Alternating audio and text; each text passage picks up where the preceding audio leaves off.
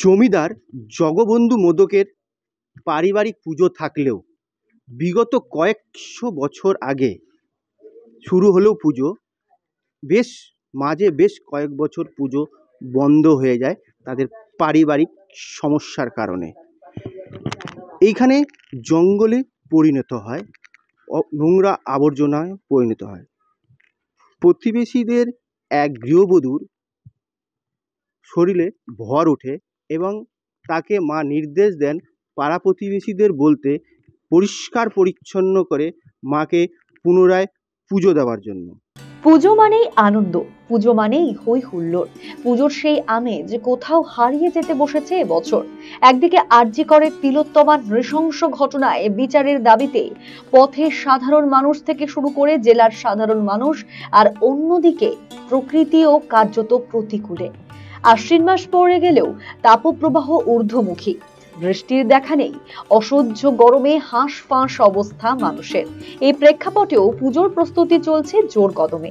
উত্তরবঙ্গের বিভিন্ন জেলার পাশাপাশি উত্তর দিনাজপুর জেলার বিভিন্ন নামি দামি ক্লাবগুলিতেও প্যান্ডেল থেকে প্রতিমা ও আলোকসজ্জায় নিয়োজিত শিল্পীরা। উত্তর দিনাজপুরের কালিয়াগঞ্জের থানাপাড়ায় পুজো আজও তার ঐতিহ্য বহন করে চলেছে প্রাচীনত্বের নিরিখে। এই পুজোর সূচনা করেছিলেন তৎকালীন দুর্দণ্ড প্রতাপ জমিদার জগবন্ধু মোদক। 400 বছরের বেশি প্রাচীন এই পুজো পরবর্তীতে শুরু হয় মায়ের আদেশে গৃহবধূর ভরে। থানাপাড়ায় মায়ের জন্য মন্দিরও তৈরি করেছিলেন জগবন্ধু মোদকের পূর্বপুরুষেরা। চুন সুরকি দিয়ে তৈরি মন্দিরের দেওয়ালে মন্দির স্থাপনের ইতিবৃত্ত লেখা থাকলেও আজ পর্যন্ত কেউ সেই লেখার অর্থ বুঝে উঠতে পারেনি। আগে এই মন্দিরে পুজোর সময় মা চণ্ডী রূপে মা দুর্গার আরাধনায় মেতে উঠতেন এলাকার সাধারণ মানুষজন। ভোগ বিতরণ থেকে শুরু করে পাঁঠা বলি ও বিশাল মেলার আয়োজন দেখতে দূর দূরান্ত থেকে গরুর গাড়ি করে প্রচুর মানুষ এখানে বেড়াতে আসত। তবে সময়ের পট পরিবর্তনের সঙ্গে সঙ্গে সেসব আজ অতীত। জাঁকজমকপূর্ণ পুজোর সেই জৈলুস আজ আর নেই। এখন একচালার প্রতিমা শোভা পায় মন্দিরে। তবে লক্ষ্মী ও সরস্বতীর অবস্থান যথাস্থানে রইলেও গণেশ ও কার্তিকের স্থান পেয়েছে বায়ে। চুনসুরকির তৈরি চারচালার মন্দিরের গা ঘেঁষে পাকুড় গাছের শিকড় মন্দিরের আনাচে কানাচে ঢুকে পড়েছে। তবে পুজো উপলক্ষে মন্দির সাজিয়ে তোলা হচ্ছে বলে জানিয়েছেন পুজো উদ্যোক্তারা। এবছর তাদের এই পুজো 10তম বর্ষে পা দিয়েছে। একসময় এই পুজো জমিদারদের পূর্বপুরুষরা পরিচালনা করলেও এখন পুজো হয় 10-এর সহায়তায়। পুজোর দায়িত্ব কাঁধে তুলে নিয়েছে স্থানীয়রা। আমাদের এই পূজাটা তো আমরা ছোটবেলা থেকে দেখছি যে মন্দিরটা খুব পুরানা মন্দির, চারিদিকে জঙ্গল ছিল। তা আজ থেকে এই 15 সালে আর কি, তখন হঠাৎ আমাদের এই পাশে এক মহিলার দেহে ভর উঠে। সেই প্রথম বলে যে আমি এখানে পড়ে আছি, তোরা সব কেউ আমাকে মানে পুজো দিচ্ছিস না, তা আমাকে পুজো দে, না তো তোদের ভালো হবে। এইভাবেই তখন ওই 15 সাল থেকে আমাদের পূজাটা শুরু হয়।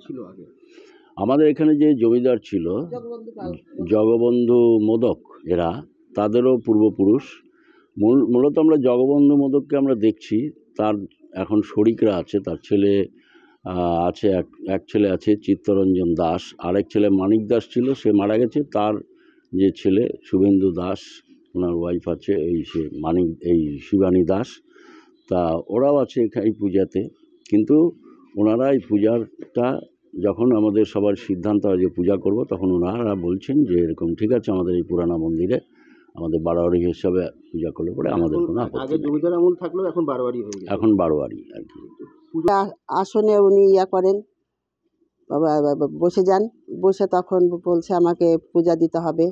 আমি এখানে খুব কষ্টে থাকি, আমার খুব অসুবিধা হয়, এখানে নর্দমা বন্ধে আমি থাকতে পারি না, তোমরা তো এখান দিয়ে যাও আসো, আমাদের কাছে খুব সাহায্য চাও, আমরা চাই সত্যিকারেরই মা দাও, ভিক্ষা দাও। তো ঠিকই মা করছে, ভালো লাগছে আমার। তখন থেকেই আমরা এই পূজাটাকে চালু করি। এবারে কততম বর্ষ? 10 বছর, 10-এ চলছে। কাদের ছিল আগে? ওই যে জগবন্ধু পাল। জমিদার ছিল তারা? পাল তো না, ওরা মদক। হ্যাঁ হ্যাঁ ছিল, জমিদার ছিল। এখন তাদের পরিবারে কেউ নেই? আছে, চিত্তরঞ্জন দাস আছে, তাদের ছেলে পেলে আছে আর কি। এখন কি পূজার দায়িত্ব নাই নাকি? এমনি আমরা রাখছি আর কি, কিন্তু এখন তাদের পারিবারিক পুজো নেই, না না না। এখন সার্বজনীন হয়েছে। হ্যাঁ হ্যাঁ হ্যাঁ। এই পুজো তো এখন হাতে আর সময় নেই, কতটা চাপ ব্যস্ত আপনি? এই তো আমরা খুব, যেদিন থেকে আমাদের মিটিং হচ্ছে তখন থেকে আমরাই মনে করো যে ব্যস্তই। আর মা যে আসনে বসে বলছে আমাকে জল ফুল দিবি, কিন্তু তখন থেকে ঝড় আসুক বৃষ্টি আসুক জল ফুলটা দেওয়া হয়, সন্ধ্যা প্রদীপও হয়। প্রতিদিন। হ্যাঁ হ্যাঁ হ্যাঁ। আজ প্রায় 10 বছর হতে চললো এই পুজো হতে চলছে। এবারও নিষ্ঠা ও ভক্তি সহকারে দেবী চণ্ডী রূপে এখানে পূজিত হন।